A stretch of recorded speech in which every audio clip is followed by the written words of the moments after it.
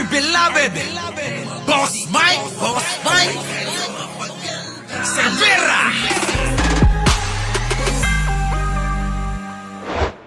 Mga kababayan ko, dami nating mga tatalakayin pero alam nyo, sa totoo lang, mukhang hindi magkakasya. Kita nyo naman ang mga panawagan ng mga kababayan natin. Sabi rito mga kababayan, Sara is not the option. She is not the solution. She is part of the problem. Proceed, Sara. Impeachment. Sabi riyan, mga kababayan. Eto pa, tingnan nyo. Yan, mga kababayan ko. Nakikita nyo.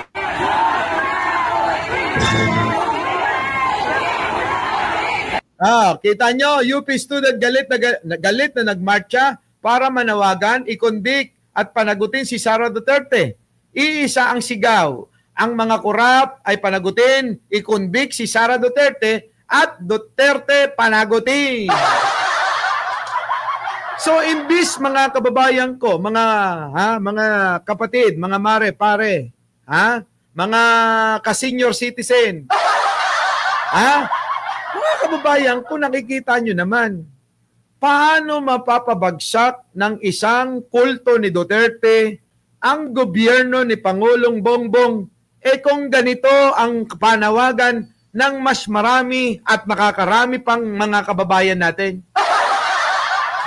Hindi po ba itong kanilang hinahangad na kahit po hibla sa kanilang panaginip ay hindi po kailanman matutupad? Ako'y naniniwala, mga kababayan, na etong kanilang ginagawa, baka eto ay sila'y kumikita. Tandaan nyo mga kababayan ko, itong mga ito ay mga wala ng mga trabaho. Karamihan dyan. Una, yan, si Panort, si Vic Rodriguez, mga kababayan, talunan. Wala ng trabaho. Ikalawa, si Mike Defensor, talunan sa pagiging mayor dyan sa Maya, Quezon City. Wala na. Si Pukis, retiradong general na naghangad pala daw, di umano ng posisyon, o dili kaya ay maging chief of staff. Ito namang Duterte Youth na mga nanalo nga dahil sa sabit-sabit daw nila sa kampo ng mga Duterte, nakakuha ng 3 silya pero lahat sila hindi nakaupo. At iba pa na mga amuyong nila mga kababayan ko na mga naghahangad. At yung mga vlogger nila na naghahangad din na maging USEC, ASEC, mga commissioner. Ang kakapal na mga mukha, Ang kakapal na mga mukha. Sabi ko nga sa inyo, ako nga at iba pa nating mga kasama, inaalok po ng posisyon. Diyan po sa pamunuan ni Pangulong Bongbong, hindi namin tinatanggap. Bakit? Dahil hindi naman po yung forte namin. Ang forte namin ay yung ganito, mag-vlog, magbalita ng kung ano yung totoo at kung ano yung dapat paniwalaan ng sambayanang Pilipino. Yun po yun bakit namin tatanggapin ang hindi naman namin forte, Aber? Anong tulong ang magagawa namin pagka yun ang aming gagawin? Hindi ho. Kaya sabi ko sa ating mga kasama, pag-isipan yung maigi. Ang pagtanggap ng posisyon ay may kaikibat na obligasyon. Ang posisyon ay may kaakibat na obligasyon. Kayang-kaya nyo bang gampanan yan? Kung ang mangyayari ay kalalamunin din kayo ng mga sistemang bulok na tulad ng ibinunyag ni Manong Bongbong, saan kayo po pulutin? Wala na kayong pagkakaiba kay Muka Uson.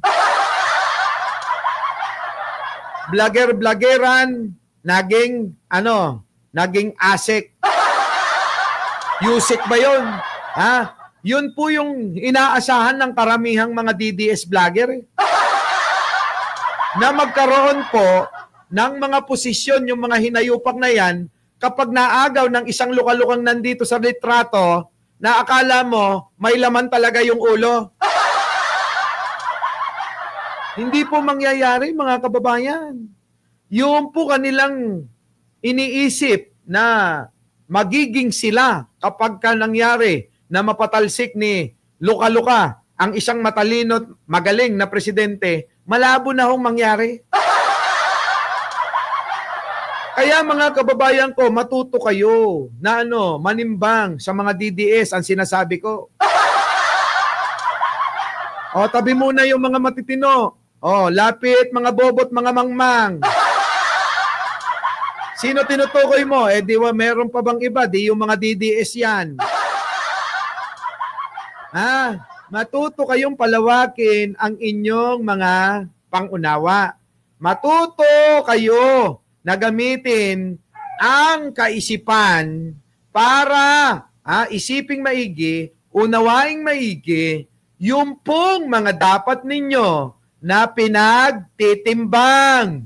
Naiintindihan nyo ba mga DDS? Di ba? Kaya mga DDS na mga tangamangmang, na mga membro ng kulto ni Duterte, lapit mga kaibigan at makinig kayo. Listen up yo. Uy, Anino, kumanta ka nga. Ulitin natin.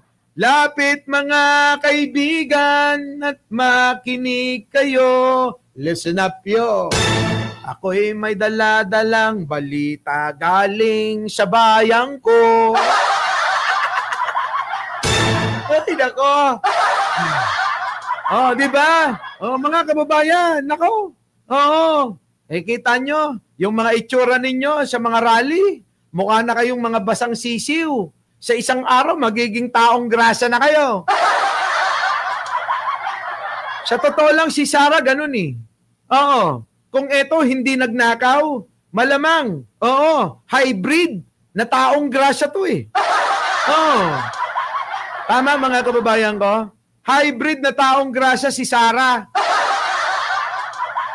Kung eto hindi nakapagnakaw at hindi nakapag-retoke ng mukha niya, hindi retoke, renovate na nga ginawa eh. Ni-renovate na yung pagmumukha niyan. Pero kung inyong matatandaan kung anong original na mukha niyan. Mga kababayan ko, di ba? Baka sabihin nyo, grabe talaga ang, sensya. Buti na lang talaga, meron katulad ni Dr. Alec na natuto. Para magbago ng itsura. Grabe, no? So wala na, Sa madaling salita, mga kababayan ko, eto, tingnan nyo, pakinggan natin. Yan na, pasok!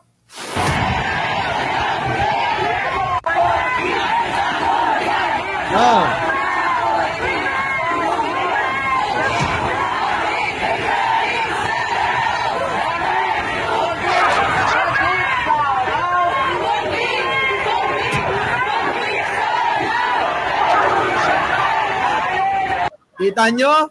Ano sinisigaw nila? Convict! Convict! Convict! Sara now! So wala na mga kababayan, wala na itong mga ito. Ang papunta ho niyan, mga kababayan, kung hindi manahimik na lang at umasa na manalo pa sa susunod na halalan.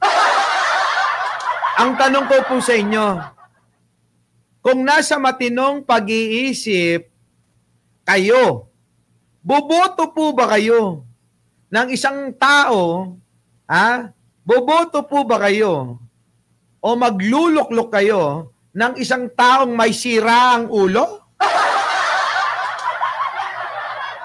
Diba? Boboto ba kayo nun? Biruin ninyo, alam nyo na may sira ang ulo, binoboto nyo pa.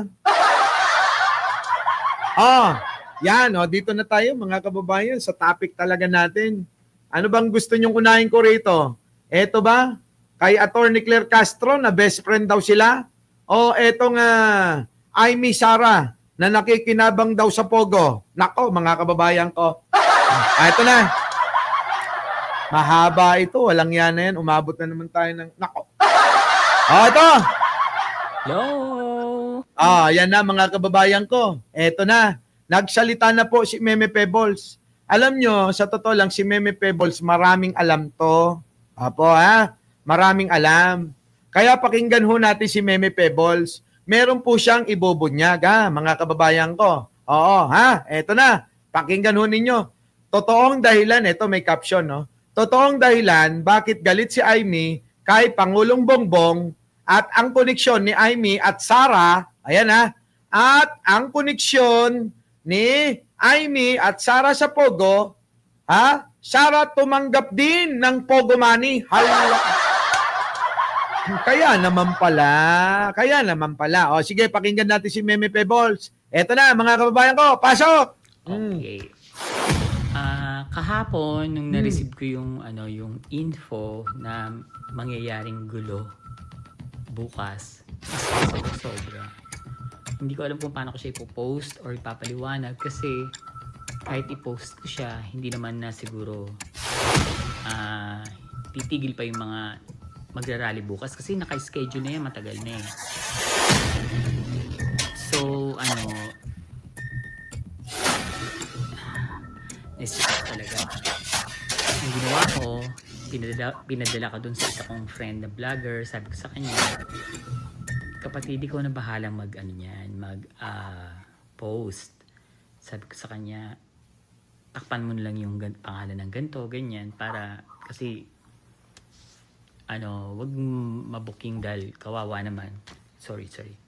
Nagbibigay sila ng impormasyon. Tapos mapapaan pa sila, delikado pa yung buhay. So, yun na. Tapos, nag-iisip pa rin ako. Nagdasal ako na...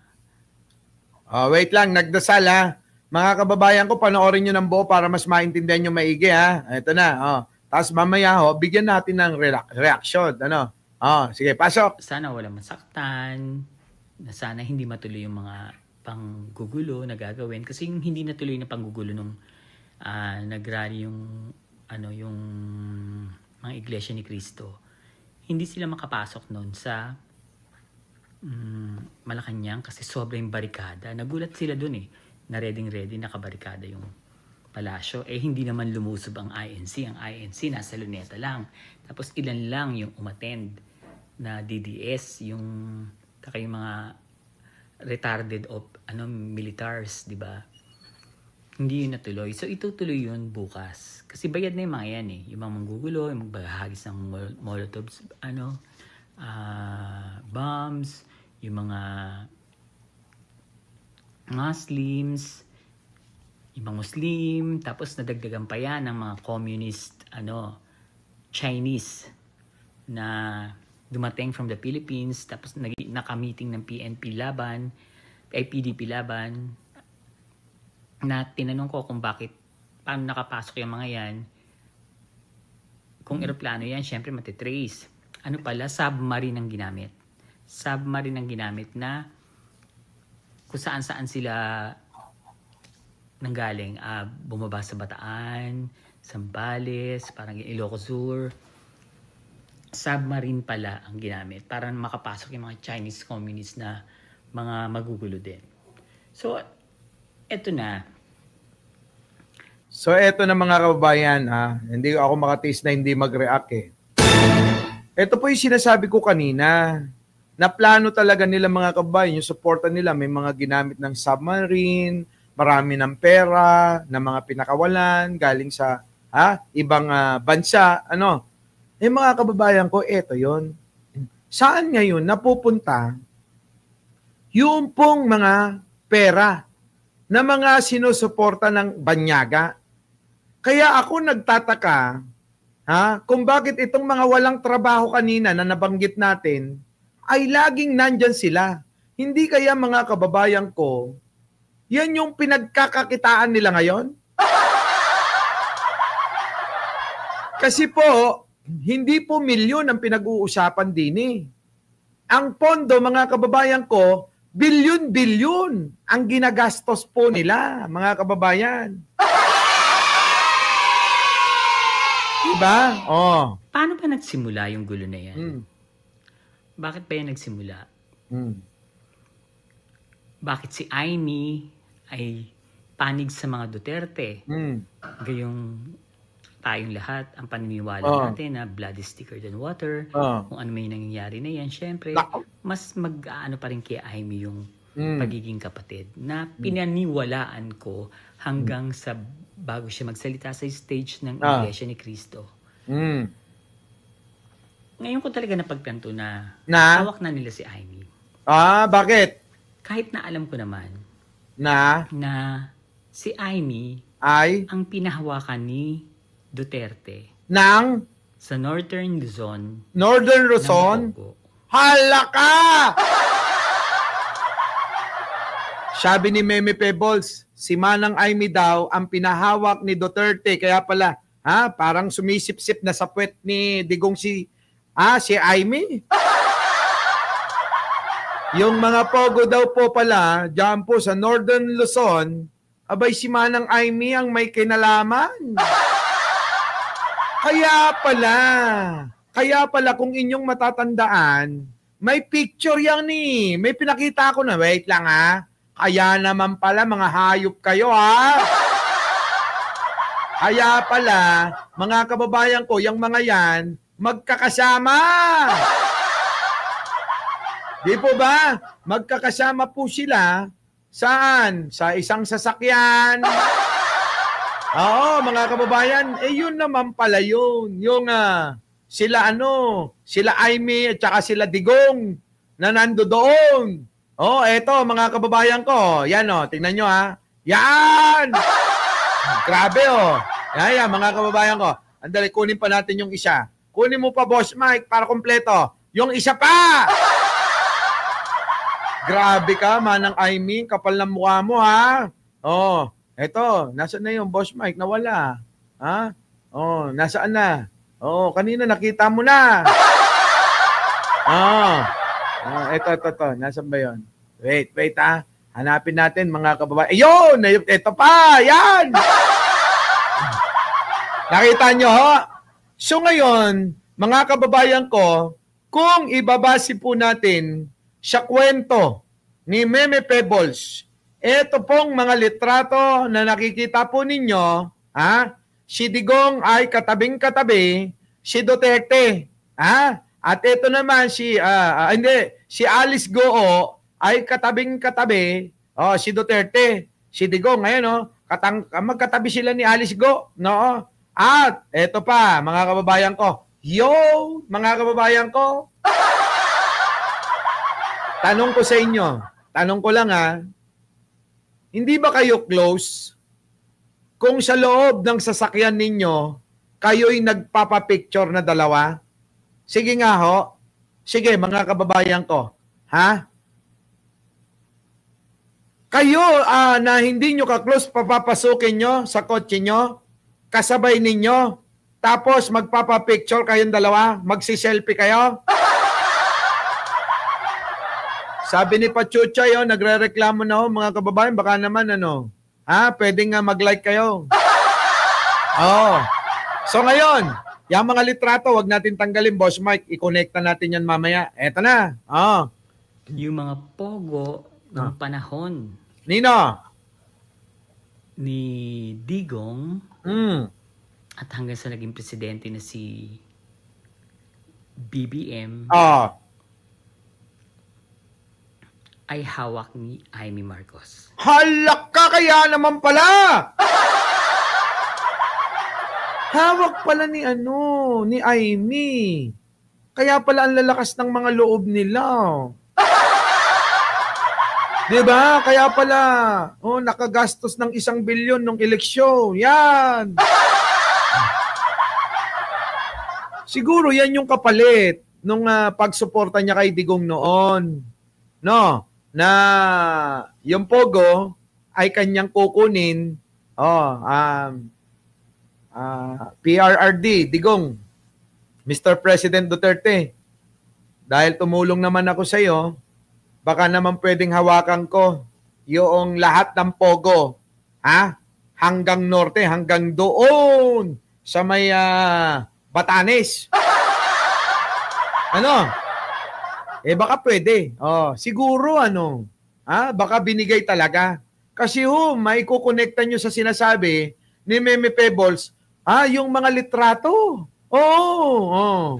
Si Amy Marcos po, bukod sa nakakakuha siya ng Pogo money, dahil hawak niya nga ang Northern Luzon, Pogo, ay meron din siyang Pogo. Marami siyang Pogo sa Northern Luzon, sa mga buildings, at ang umahawak niyan ay ang kanyang mga anak. Halaka! Ito na mga kababayan, nasangkot na ho yung mga anak ni Nasangkot na ho yung mga anak ni Manang Amy, nakamukhang kamukha ng lolo.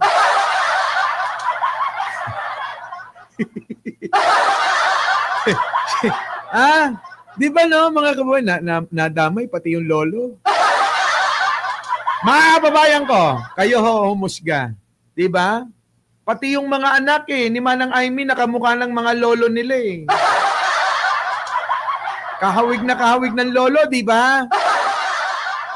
Laka, eto na. Malaki talaga kita, Maraming pictures na nagkalat. Ilabas natin yung mga pictures na nagkalat sa susunod. Na mga Pogo, kasama niya, Pogo Honors. Meron pa silang dalawa ni Alice Guo. Na yung ito na nga, yung dalawa sila, Yan, yan. Yan, yung dalawa sila, Meme Pebbles, Yan, yung dalawa sila. Marami pa siguro, no, mga kababayan ko. Marami pa siguro. Ito, pasok natin. Pasok!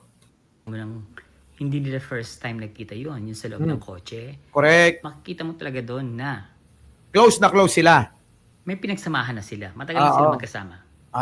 Tapos, ganito kasi yan. Yung alam kong info, ang nakalagay doon is close sila ni Harry Roque. At ang tawag ni Harry Roque sa kanya ay super ate. Halaka! So, ang ginawa ko ngayon, ang ginawa niya ngayon ay sa naging presidente na makikita mo talaga doon na. Hindi. So, ang ginawa ko ngayon, yan ay gusto ko kasi may ebidensya.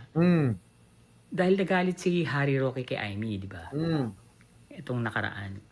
Wala daw siya tiwala kay Amy. Tapos tawag sa kanya super ate. So, naghanap ako ng ebidensya o resibo na tinatawag niyang super ate si Amy.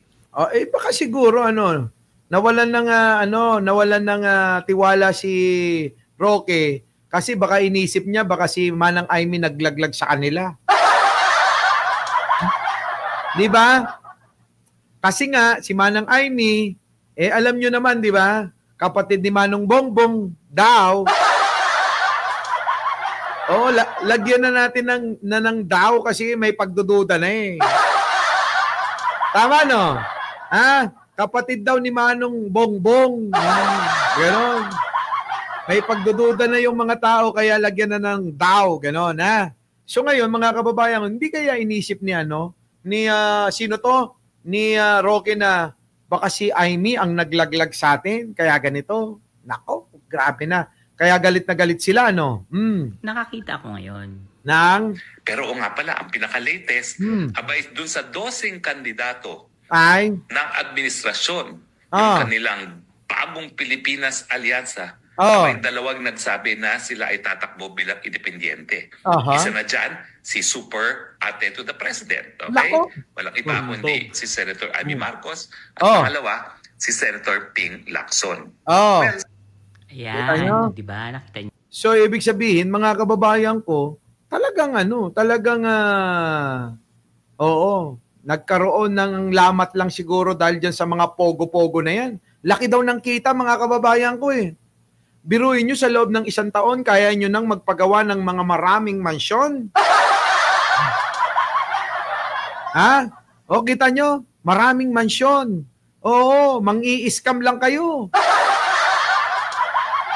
Hindi, no? Mga nilamon na ho ng mga kayamanan, kapangyarihan tong mga ito. Naghanap ako ng resibo na ang tawag sa kanya is super ate. So, meron. Magachika talaga sila ni Roque sa Pogo. Magachika si Amy at saka si Roque. Kailan lang sila nagkatampuhan nung pinipilit kasi nila si Amy na magsalita na adik si BBM. Alam ko yan. Ay, nako, alam ni Naku, grabe, buti na lang sa'yo manggagaling. Hindi nyo ba napansin, mga kababayan? si Manang Aimee, late na late na. Late na po siya nung bumanat kay Manong Bongbong, na pwede naman noong pa yan na sabihin. Tama po ba? Late na po eh. Oo. Late na. Noon pa namin na ririnig-rinig yan eh. Eh, di ba nakwento ko na sa inyo? Oh, mas okay na. Mas okay na. Ito, pakinggan natin yung kwento ni Meme Pebbles dito, ha.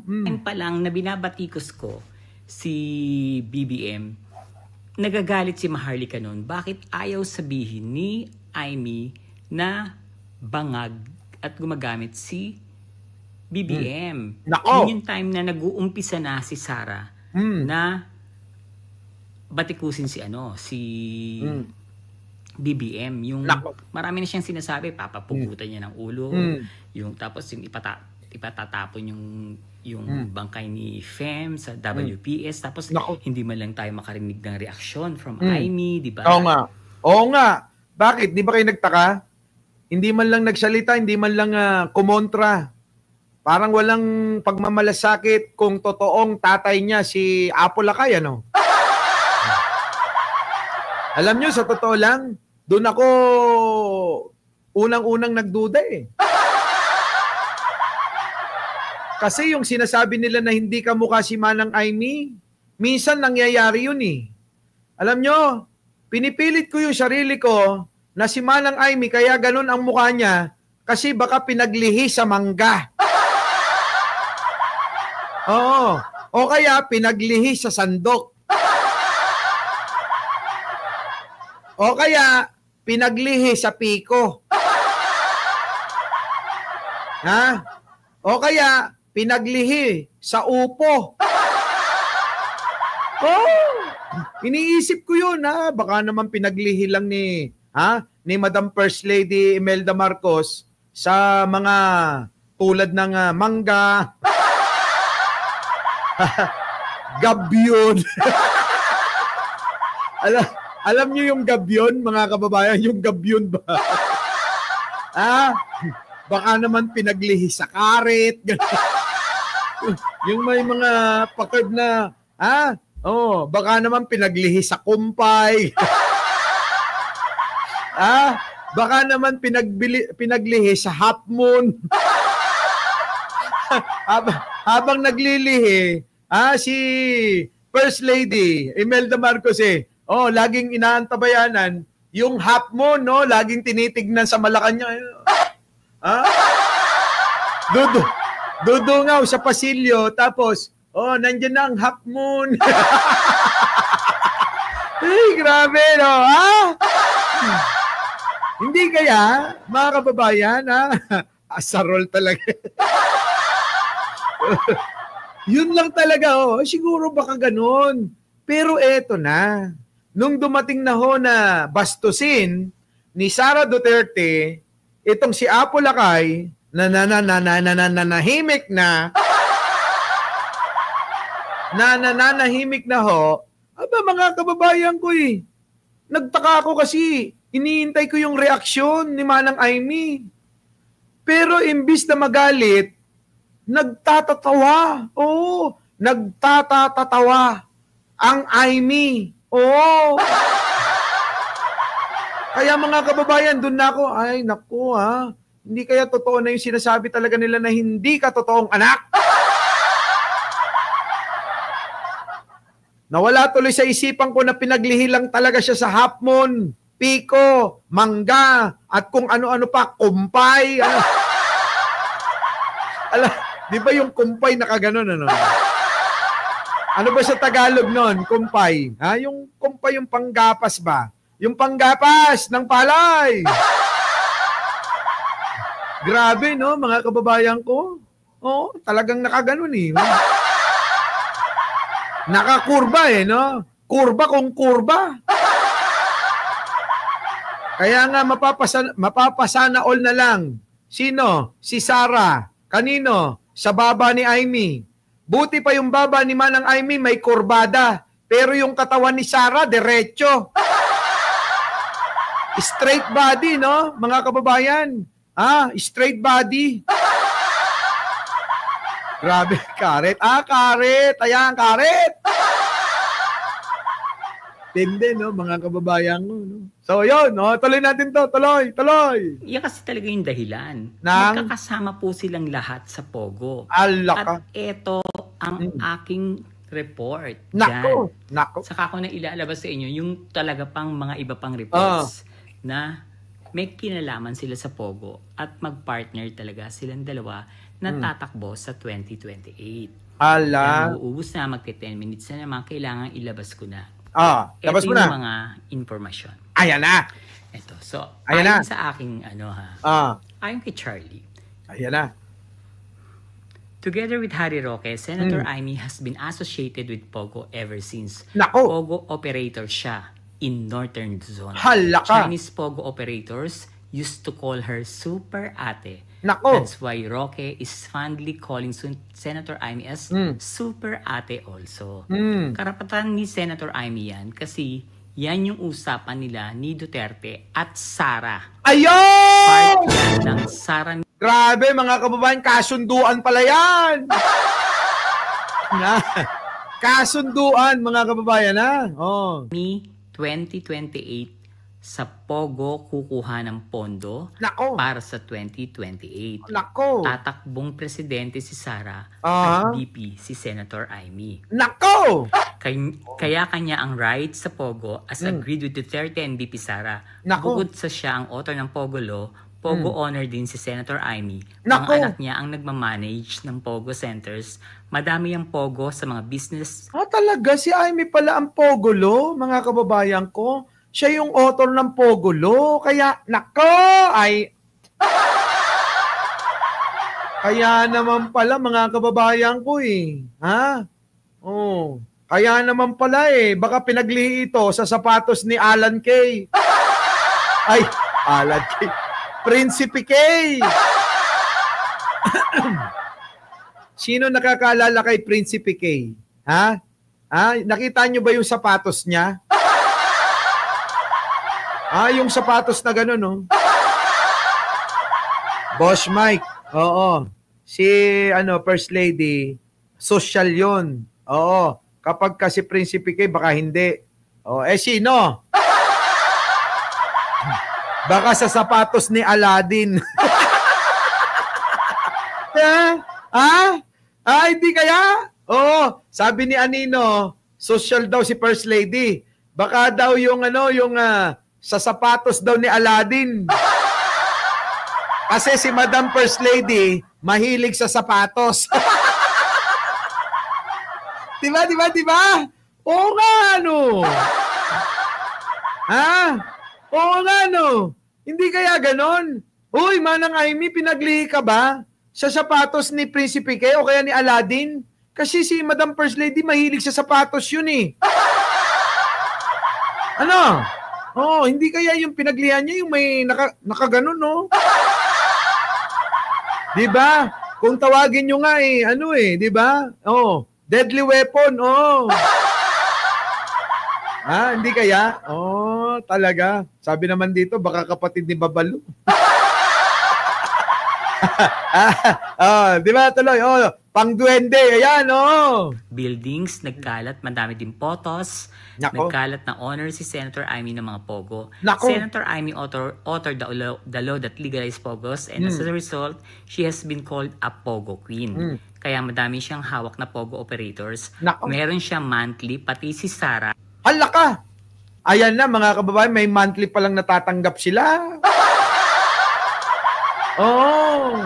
Nakakahiya naman sa sapatos ni Aladdin. Kita nyo mga kababayan ko?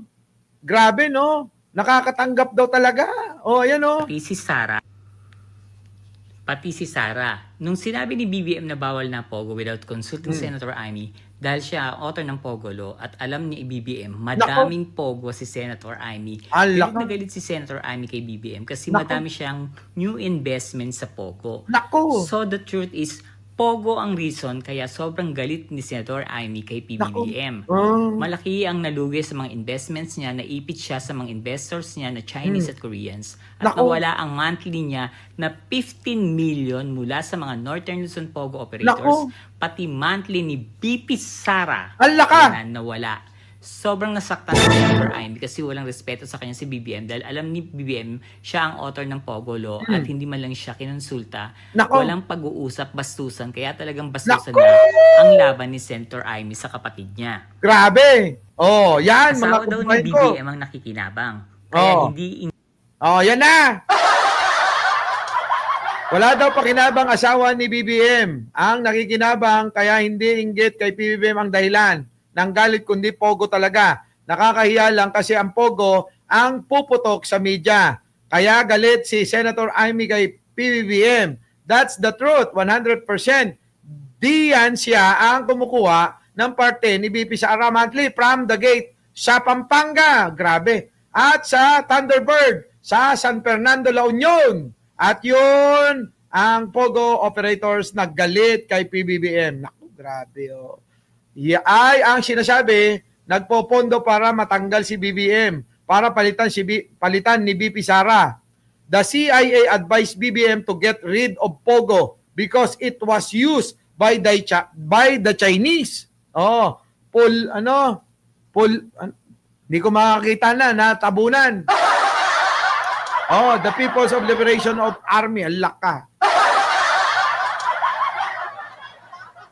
Kita nyo mga kababayan ko, yan pala ang katotohanan. Kaya naman pala Ito na siguro yung sagot sa mga katanungan na yung iba nalilito dyan. Bakit nagagawa ni Amy yung bastusin at walang yain si Manong Bongbong natin? Yan pala yun. So, kaya pala late na ho si Amy na bumanat kay Manong Bongbong dahil siguro mga kababayan nagtatalo pa rin sa kanya bilang kapatid hindi na kinaya yung pressure ng mga Duterte dahil galit na rin sa kanya. Grabe sila mga kababayan ko, grabe sila. Ang kakapal ng mga mukha nila. So yan mga kababayan alam nyo na ngayon. Kaya pala yung mga litrato na nagkakalat na tinatanong natin kung paano nangyari na ang isang Amy Marcos ay katabi ang isang nakakulong na ho ngayon na katulad ni Alice Goo at eto pa ho mga kababayan ko, katabi ni Alice Goo ang Digunyo kasi nga meron pong negosyo sa Pogo tong mga ito.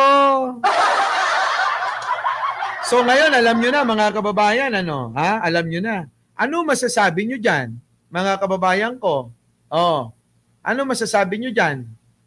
So, ito ba magbibigay na ng kaliwanagan sa isipan ng mga tao kung bakit sila, Amy at Sara Duterte ay bigla-bigla na lang nagalit. Kasi kung inyong matatandaan, papaalala ko lang din, i-connecta natin.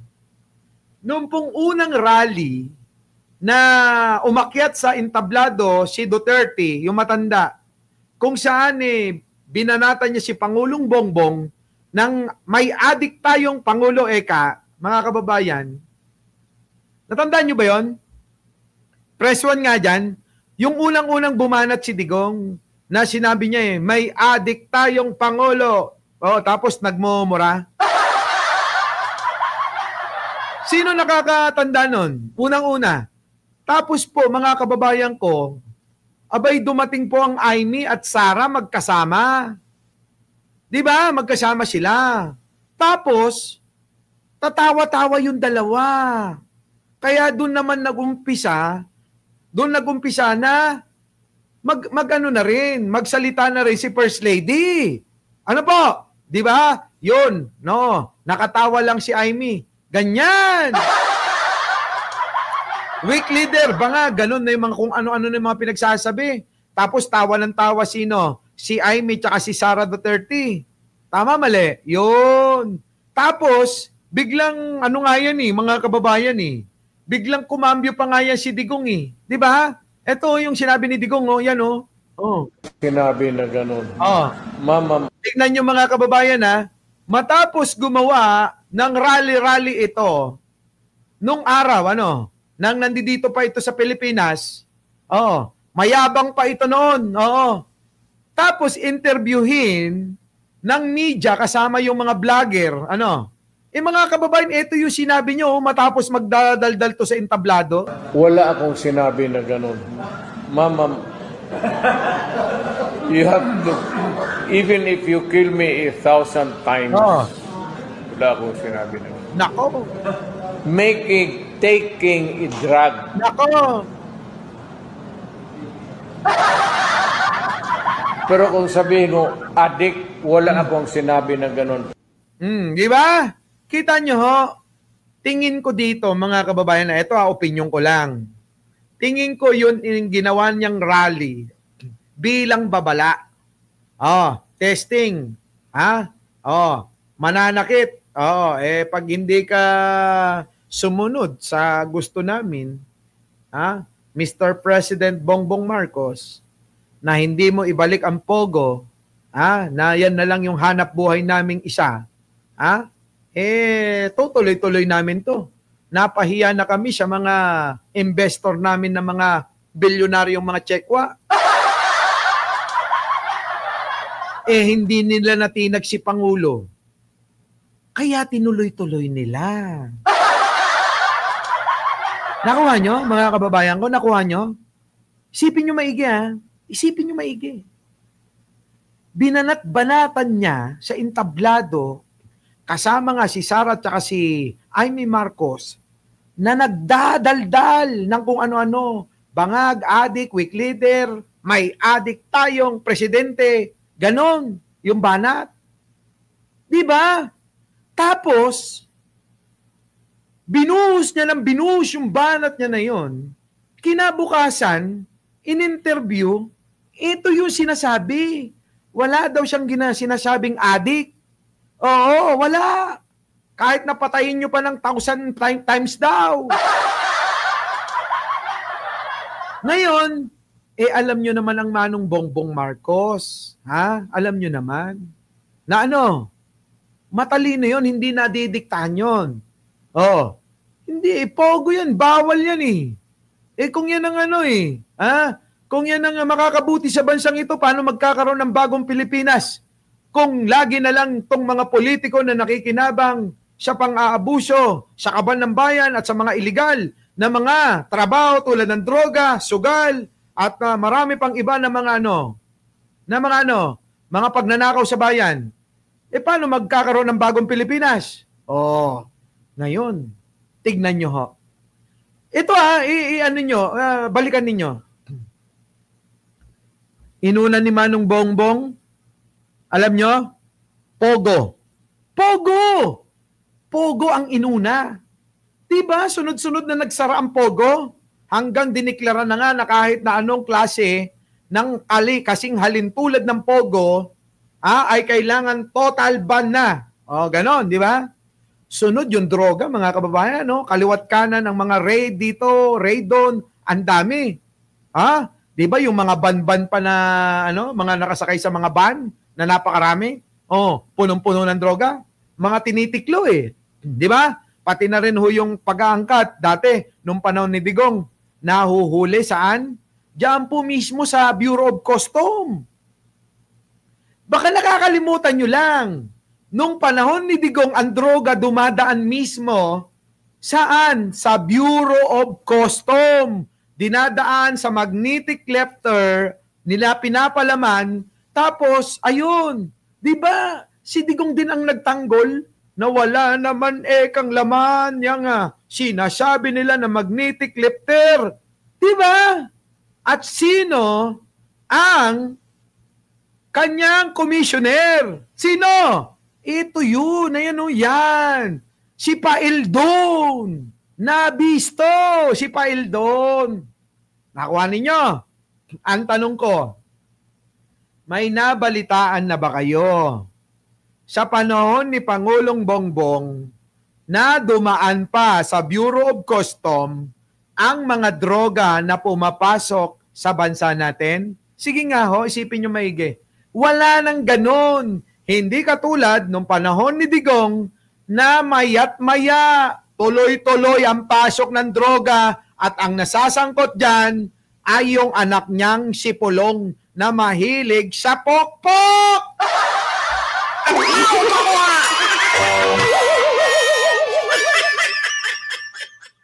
Tama? Tama?